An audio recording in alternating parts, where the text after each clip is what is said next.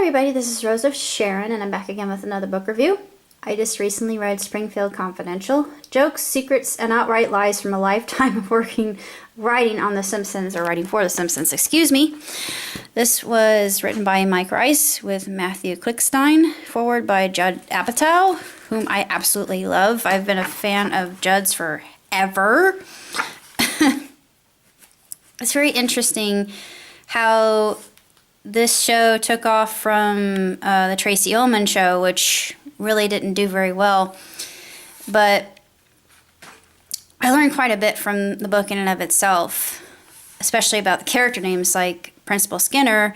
His name was taken from B.F. Skinner. I thought, oh yeah, I remember that from ethics class. But it was said that he did experiments on actual children. I thought, that's horrendous. That's the worst thing I've ever heard.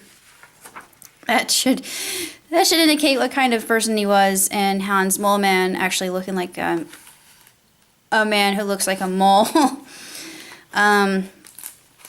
He talks about Phil Hartman and Phil Hartman's contribution, and of course, what I didn't know is Mr. Hartman was actually supposed to voice Zap Brannigan on Futurama, and after his untimely demise,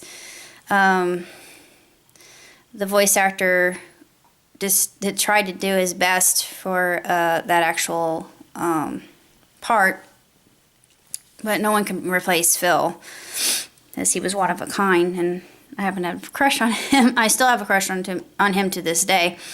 He was just a really stunning, sparkling example of a human being, and he had this intellect that was just really quite staggering. And he talks about The Critic, which I absolutely adore The Critic. And I know it didn't do very well, and it wasn't so widely received as The Simpsons, and I'm still a fan of The Simpsons, even though it's kind of declined over the years. But it did get a film, which is one of my favorite movies in the history of actual movies. And they keep talking about a second one, which I hope to God they make, because it's 500 plus episodes now, and I forget how many seasons. It's just been going on forever. And one of my favorite characters, and you probably know a little bit about me if you've come to know my kind of eclectic upbringing. The only reason I know about El Chavo is because I have a lot of Hispanic friends, and I had a friend named Michael who got me into El Chavo, and I love El Chavo. But there was a superhero named El Chapo in Colorado, and the Red Grasshopper, which is a very odd superhero name, sort of like Hank Pym, Ant-Man. And I thought, well, not the first insect superhero, apparently. But Chapolin carries around this massive hammer and whacks people with it. I thought, I like this guy. And Bumblebee Man was based on that, and I thought, I knew it. I mean, the whole time I thought he's got to be based off of some other character from Latin American television, and I was right. I mean, it was a guess off the top of my head. This was the way before I even knew what El Chavo was, and I fell in love with it. And I like the animated show quite a bit, and it actually, I watched the episodes in their original Spanish so I can hone my Spanish and speak a little bit better, since I'm still very slow and deliberate. But I am multilingual. It's just more challenging for me to speak in other languages due to the fact that they are not my mother tongue. And there are issues with English at times as well, admittedly. But nevertheless, I'm kind of running all sorts of tracks right now in my head, but it just talks about all the voice actors that were involved, the ones that we've come to know and love, like Harry Shearer and Ann Castanella, Julie Kavner, Yardley, and of course Nancy Cartwright. Nancy Cartwright's my favorite, and she even has her own YouTube, and I really want to meet her because I just think that she's really such a cool person. She's down to earth, she's sweet, she seems like she's really nice, and just a stand-up gal, and I love her to death. And she's making a lot of money like Dan is right now. They all are. I mean, even Yardley, Judd made this poor girl having to be stuck with that voice. It's sort of like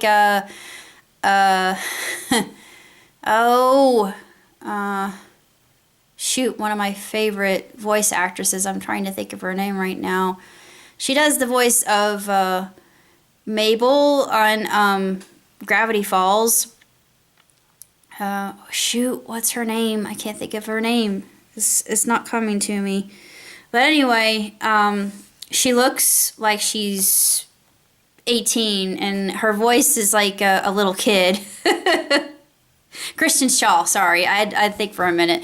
But Kristen, her voice doesn't really alter that much, so that's why she could do voices like Mabel and my favorite character on Bob's Burgers. Because she's crazy. But, let's see. He's done so many other films and scripts, and he even wrote a movie called Queer Duck, and I thought, oh yeah, I remember hearing about that, and I never watched it. It wasn't anything I really became intrigued with, but his credit is added to that as well. And he mentions the fact that potty humor was one thing that always got him into the movies, like when Katie in Horton Hears a Who says, in her world there are horses that eat rainbows and poop butterflies. That was actually one of my favorite scenes in that entire movie. That was just too hilarious. It still makes me laugh to this day.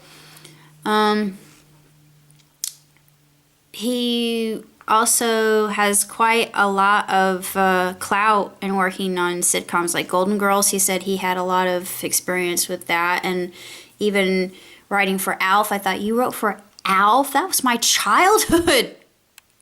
And then, of course, he mentions a lot of the most successful sitcoms deal with families, and that's probably why the critic didn't do so well, because he was Jay Sherman was rich and urban and a single dad. Well, later on, I don't think in the web episodes or the added content that he was ever successful in landing a wife. But anyway, it's just sad that it wasn't able to be rebooted, because I think it would have had a lot of potential, and I think it was extremely well done.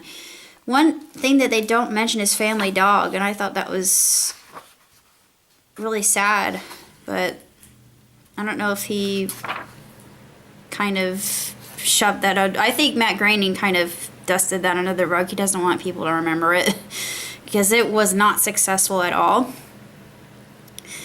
I think it was more of a pilot than anything else. It didn't last long. I forget how many episodes it had. It was sort of like Scorch. Scorch only had 6 episodes and it was canceled. I remember it rather fondly, but it didn't do well. Other than that, can't really say that much else about Mike Rice. He's a former head writer. It's won 4 Emmy Awards, according to the back flap. He's a graduate of Harvard. Go figure, right? Where he served as president of the Harvard Lampoon. Lucky dog. Where he served as president. Okay, I just read that. He recently lives in New York. New York. His books for children include How Murray Saved Christmas, The Santa Claustrophobia, The Boy Who Looked Like Lincoln, and are all illustrated by David Cottrell.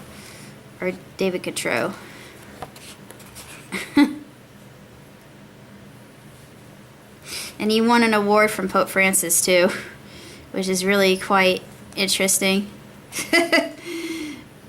Yeah, and a lot of people have said, oh, well, The Simpsons has led to the decline of a lot of families and morals and all that sort of thing, but it's actually not, even though there were some episodes that were very questionable in their content.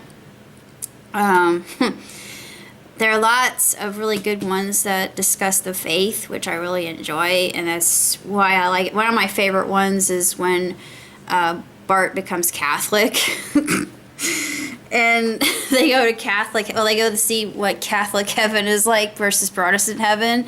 And that always cracked me up. I thought, I wonder what Pentecostal heaven is like. Probably partay all the time, but anyway. It was really well written and very inspirational for people like me who, it's a side hobby of mine to want to learn how to animate and inspire people through animation. But I have Chrome right now. My Chrome is so much tripe, and it's just currently I have no ability to write anything because the documents have decided to be on the fritz for some odd reason, which really irritates me, but I haven't let that get me down. It's not the end. It'll be alright in the end, and if it is not yet alright, it is not yet the end, is what one of my favorite films quotes is, which is Best Exotic Marigold Hotel, if you know me well. I really don't have that much else to say, other than if you're like me and you're a huge Springfield fan, a huge Simpsons fan, and have wanted to know a little bit more about the day, the actual writing schedule that the writers take, and the actors, the cell drawers, a lot of it's done in Korea, which is true. A lot of cartoons are done just because it's cheaper. It's all about export, and that's kind of a sad reality of our day and age with global commerce. And yeah, it's kind of difficult to say who really wins in that situation, because it doesn't really help us that much, but still. There was one thing I learned, it was about Willie, groundskeeper Willie, and they had him either be from Aberdeen, or I forget where else it was, in Glasgow. I think it was Aberdeen or Glasgow, if I'm recalling this correctly. But the people of that town were actually fighting for rights over, well, who gets Willie. That could be a very very naughty joke if I delved into it, which I'm not going to do, because I'm not going to do double entendres today. Not going to go there, but I really want to, and I'm not going to do it. I'm tempted. Yeah, no. But other than that, I really can't say too terribly much, albeit I am looking forward to getting myself back to the grindstone and just seeing where things go from there, and I'll keep you updated. Until next time, live long and prosper. Ciao, Tootsie.